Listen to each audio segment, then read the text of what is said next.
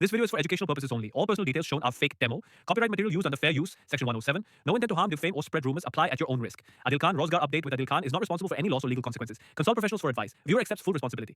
देखिए बहुत ही ज़्यादा परेशान हो चुके हैं स्टूडेंट। हरियाणा की तरफ से जो एच टेट का फॉर्म निकला हुआ है उसे सही से फिलअप नहीं कर पा रहे हैं। काफ़ी कन्फ्यूज़न हो रही है, खास करके फीस से रिलेटेड काफ़ी कन्फ्यूज़न है स्टूडेंट में। तो आपकी सारी कन्फ्यूज़न दूर होने वाली है। पूरा फॉर्म हम आपको फिलअप करके दिखाएंगे डेमो के तौर पर। ओके, जितनी भी आपकी प्रॉब्लम है सारे प्रॉब्लम को सॉर्ट आउट करने वाले हैं। वीडियो के अंत तक आपको सारी चीज़ें समझ में आ जाएंगी। तो चलिए शुरू करते हैं बिना किसी देरी के। लेकिन आगे बढ़ने से पहले अभी तक आपने हमारा ये चैनल रोजगार update with Adil Khan subscribe नहीं किया है तो सब्सक्राइब कर लें, ताकि हर एक इन्फॉर्मेशन सबसे पहले आपके पास पहुंच जाए। तो देखिए एक नोटिफिकेशन आया हुआ है हरियाणा की तरफ से एच टेट का। अगर आप टीजीटी, पीजीटी, पीआरटी किसी भी लेवल पर टीचर बनना चाहते हैं तो एच टेट आपको पास करना पड़ता है हरियाणा के लिए। अब इसमें मतलब बाहर के कैंडिडेट भी अप्लाई कर सकते हैं। जनरल कैंडिडेट हो, जनरल कैटेगरी में माने जाएंगे। आप चाहें किसी भी स्टेट को अप्लाई कर सकते हैं। ओके, तो यहाँ पर ये जो फीस डिटेल है आप यहाँ से देख लेना। लेकिन इसकी जो प्रॉब्लम है, जो कन्फ्यूजन है, वो मैं आपको वीडियो के लास्ट में बता दूंगा जब फीस पेमेंट करते हैं। ओके, कब से कब तक अप्लाई कर सकते हैं? तो देखिए 24 दिसंबर से लेकर 4 जनवरी 2026 तक आप अप्लाई कर सकते हैं। सारी चीज़ें आपको इस नोटिफिकेशन में मिल जाएंगी। सिलेबस वगैरह सब कुछ इसी नोटिफिकेशन में दे रखा है, वो आप यहाँ से देख लेना। हम मेन मुद्दे पर आ जाते हैं कि फॉर्म कैसे अप्लाई करना है। तो फॉर्म अप्लाई करने के लिए आपको इस वेबसाइट पर आना पड़ेगा, board of school education Haryana. जैसे ही आप इस वेबसाइट पर आएंगे तो आपको पहले ही पेज पर एक यहाँ पर लिंक दिखाई देगा, apply online for H TET. यहां पर आपको क्लिक कर देना है। जैसे ही आप यहां पर क्लिक करेंगे तो आप यहां पर देख सकते हैं लेवल 1 पीआरटी, जिसे हम कहते हैं क्लास फर्स्ट से लेकर 5th तक, और लेवल 3rd और 2nd सारे लेवल आपको यहां से मिल जाएंगे। और सभी के लिए यहां से आप फॉर्म फिलअप कर सकते हैं। फॉर्म सिंगल ही फिलअप करना है, बाकी आपके सामने ऑप्शन आ जाएंगे कि आप किस किस लेवल पर अप्लाई करना चाहते हैं। तो सबसे पहले आपको यहां पर क्लिक करना पड़ेगा अप्लाई ऑनलाइन पर। जैसे ही आप यहां पर क्लिक करेंगे तो आपके सामने एक ऑप्शन आएगा एप्लीकेंट लॉगिन। अगर आपने यहां पर रजिस्ट्रेशन कर रखा है तो अपना रजिस्ट्रेशन नंबर यहां पर मेंशन कर देना और यहां से डेट ऑफ बर्थ अपनी सेलेक्ट कर लेना।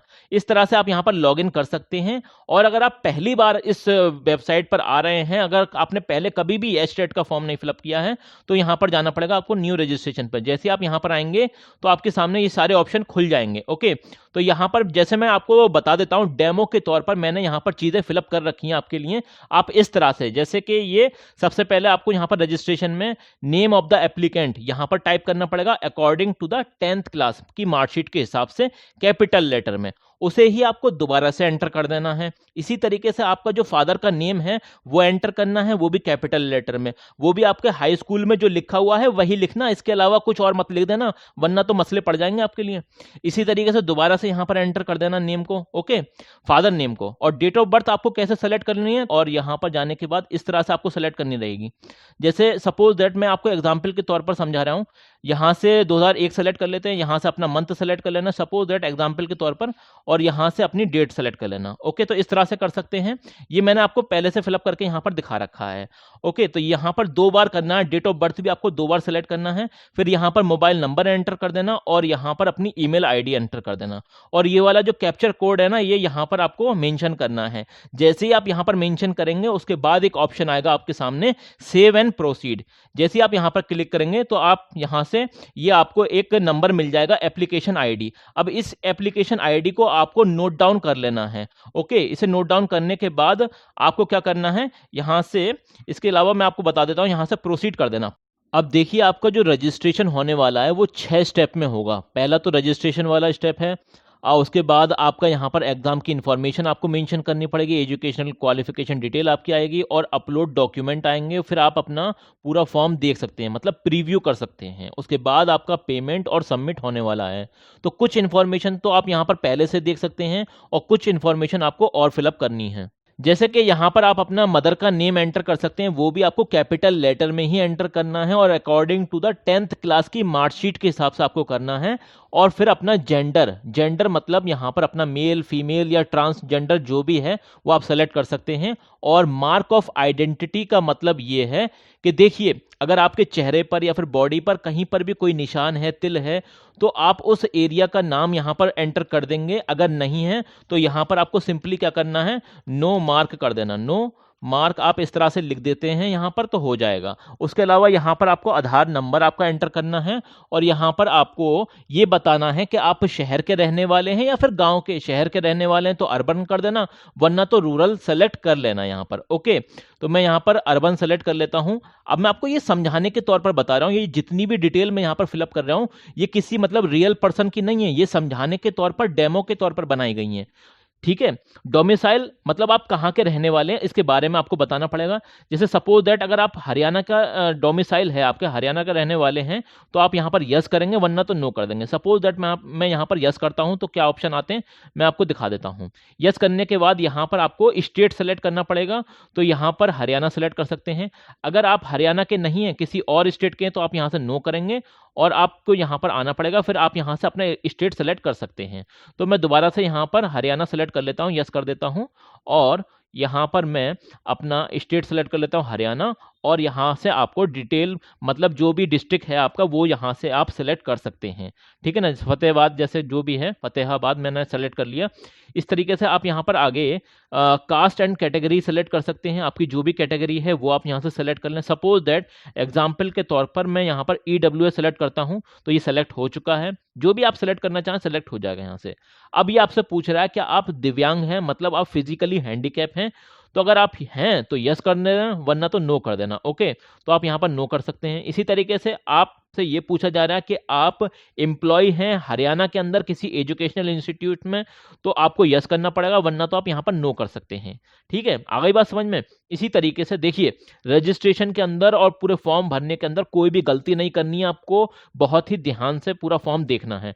कम्युनिकेशन डिटेल आपको अपना एड्रेस देना है, यहाँ पर परमानेंट एड्रेस मेंशन करना है और यहाँ पर आपको अपना करस्पॉन्डेंस एड्रेस मेंशन करना है।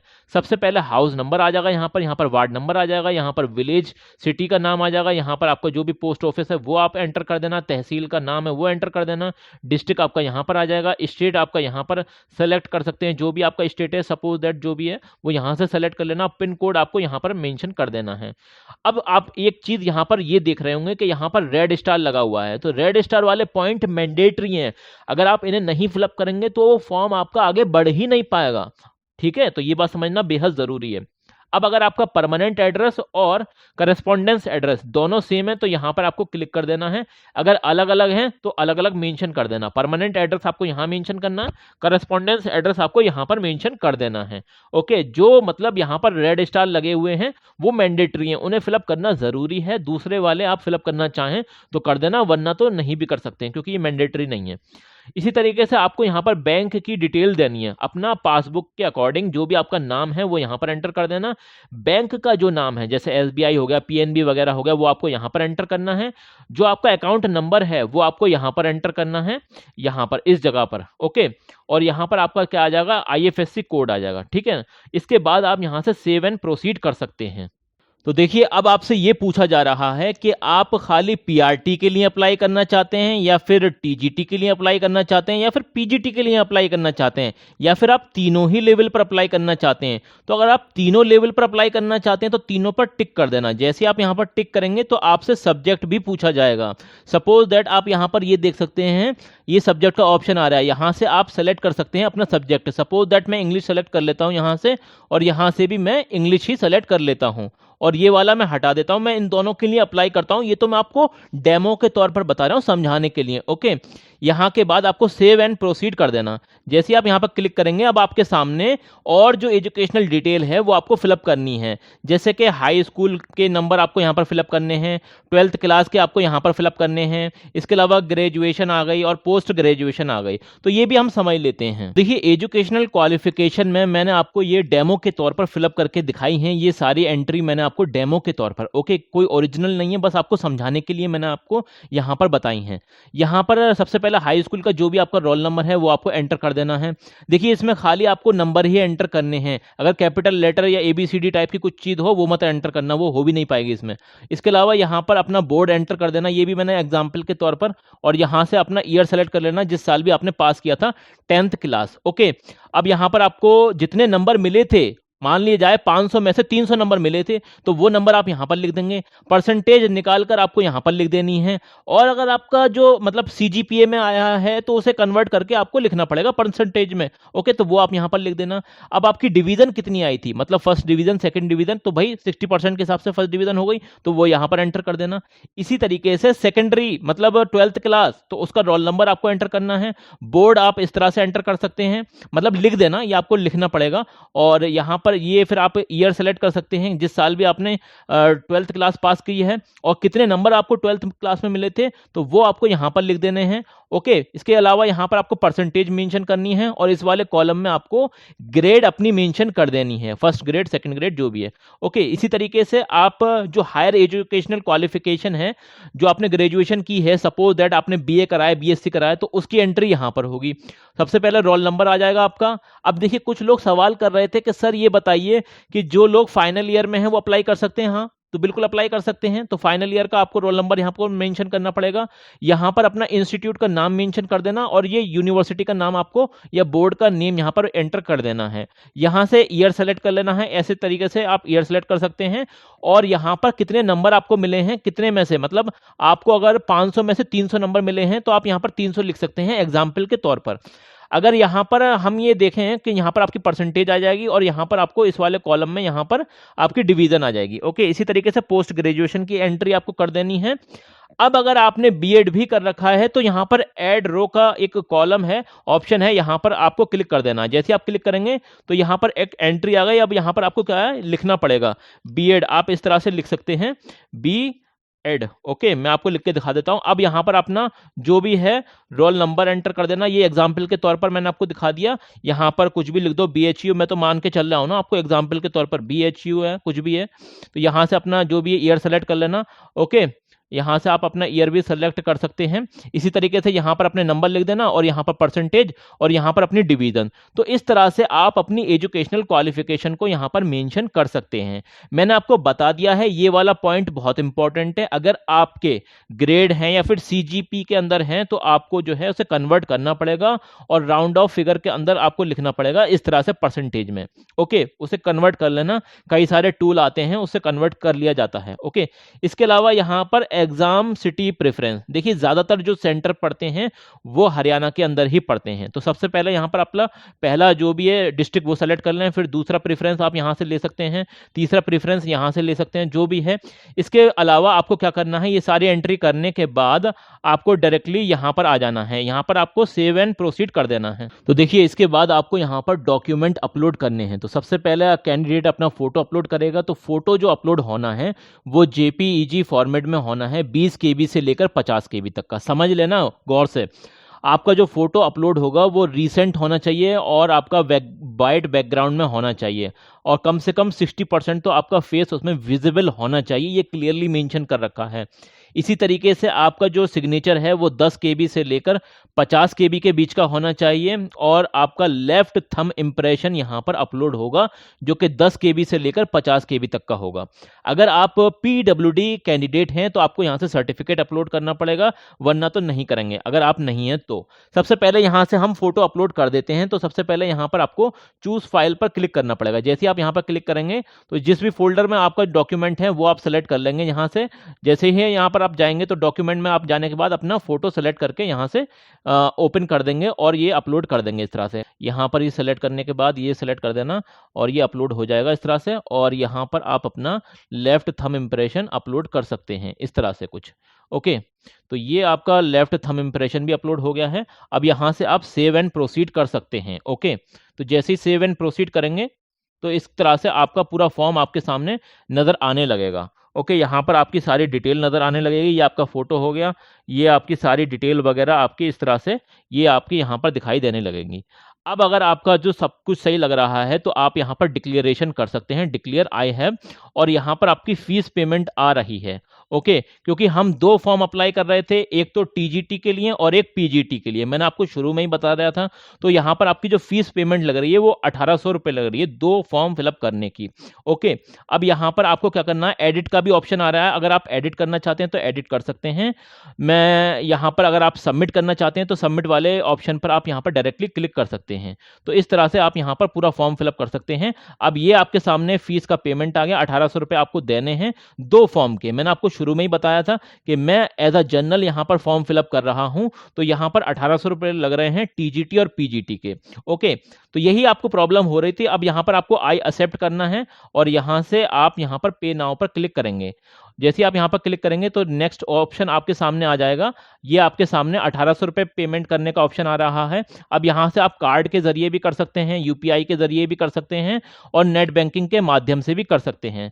सपोज दैट अगर आप यहाँ पर कार्ड के जरिए पेमेंट करना चाहते हैं तो यहाँ पर कार्ड की एंट्री आ जाएगी, मतलब जो भी है कार्ड नंबर वो यहाँ पर मेंशन कर देना। कार्ड नंबर पर आपका जो भी नाम है वो आप यहाँ पर लगा देना और यहाँ पर अपना जो भी है कब तक आपका जो जो भी कार्ड है वो कब तक वैलिडेट है वो यहाँ पर लिख देना और यहाँ पर आपके जो सीवीवी होता है वो एंटर कर देना और इस तरह से आप यहाँ से प्रोसीड करके फॉर्म फिलअप कर सकते हैं। ओके, फीस पेमेंट करने के बाद आप यहाँ से डाउनलोड भी कर सकते हैं। डाउनलोड एप्लीकेशन फॉर्म पर आप जैसे ही क्लिक करेंगे तो यहाँ से आपका फॉर्म भी डाउनलोड हो जाएगा।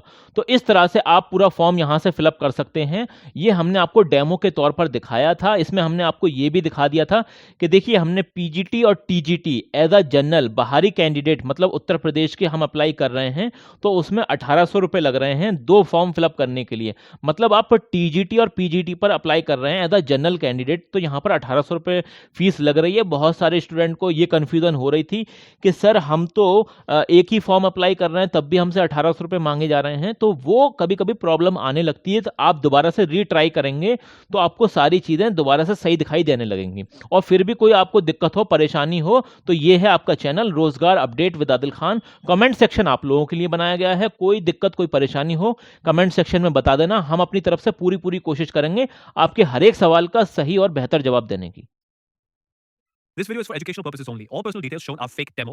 Copyright material used under fair use, section 107. No intent to harm, defame, or spread rumors. Apply at your own risk. Adil Khan, Rozgar Update with Adil Khan is not responsible for any loss or legal consequences. Consult professionals for advice. Viewer accepts full responsibility.